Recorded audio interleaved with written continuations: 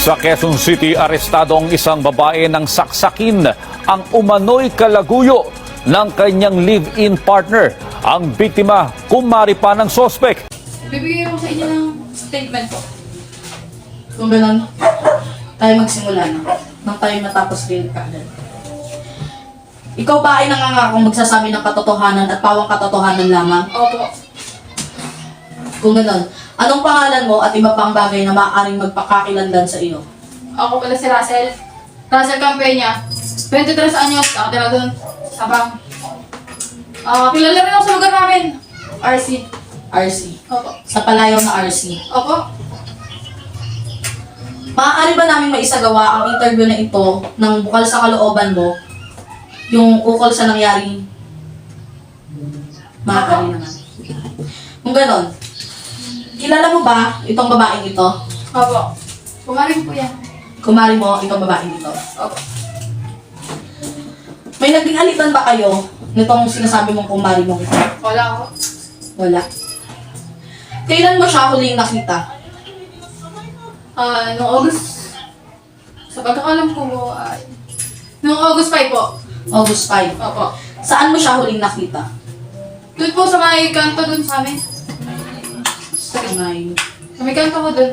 Anong eksaktong lokasyon ng kantong iyon? Barangay Street, Mabolo City. Kung ganon, nasaan ka noong August 9? Nasa bahay lang ako. Nasa bahay ka lamang. Opo, nasa bahay lang ako. Mag-isa lang po ako dun sa bahay. Natulog po ako. Natulog ka. Oo, nanood ng TV, na ako.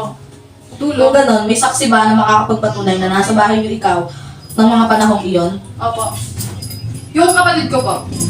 Kapatid. Kapag tinanong ko ba ang sinasabi mong kapatid mo, ay iisa kayo ng isasagot? Opo.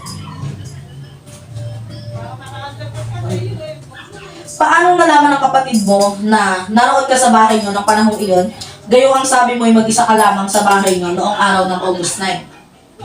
Ay! Oo nga po. Nandun po pala yung kapatid ko. Kapatid mo. Opo, kasama ko po siya. Ilang taon na ang kapatid mong iyon? 18 ko. 18. Kung gano'n ay makakasagot na siya ng tama Opo. kapag siya ay tinanong ko ukol sa sinasabi mong magkasama kayo noong August 9? Opo.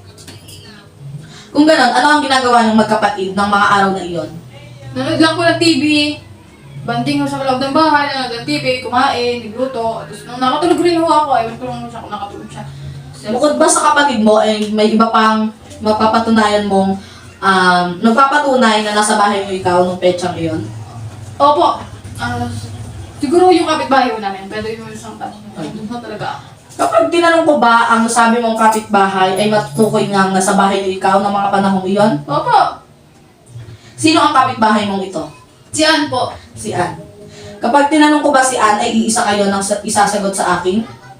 Maaari ho. Maaari.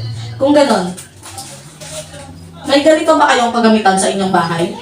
Wala po, wala kapit ganun. Sinisigurado mo bang wala kayong ganito? Wala po talaga. Pagkatitigan mo mabuti. Wala po talaga.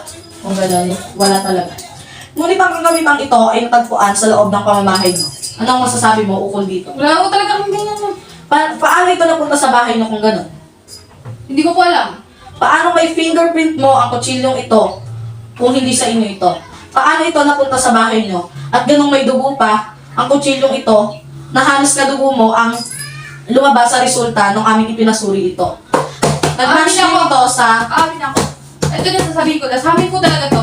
Ang alin? Yung kutsilyo ko. ang kutsilyo ay sa inyo. Opo. Anong ginawa mo sa kutsilyo? Saan mo ito ginamit? Doon po sa kaibigan ko po. Sa kaibigan? Kumari ko po. Kumari mong sino? Si Rosie po. Si Rosie. Mapapatunayan mo ba na ginawa mo talaga sa kaibigan mo iyon? Opo. Sa paanong paraan? Sinaksak ko po siya. Sinaksak mo siya ng ilang beses? 6 po. 6. 6 sa may bandang Tagiliran po. tagiliran. Ipapangako mo ba sa akin na ang iyong mga tinala ngayon sa pag-uusap natin ito ay sasabihin mo rin sa harapan ng husgado? Opo. Amin ko na po. Nagsisisi ka ba sa iyong mga ginawa? Opo. So, nakakapagsisi po. Nagsisisi ka. Kung ganoon ay dadiretso na ikaw namin sa karapat-dapat na magsusuri about sa nangyaring krimen na inamin mo naman. Sige. Ganun.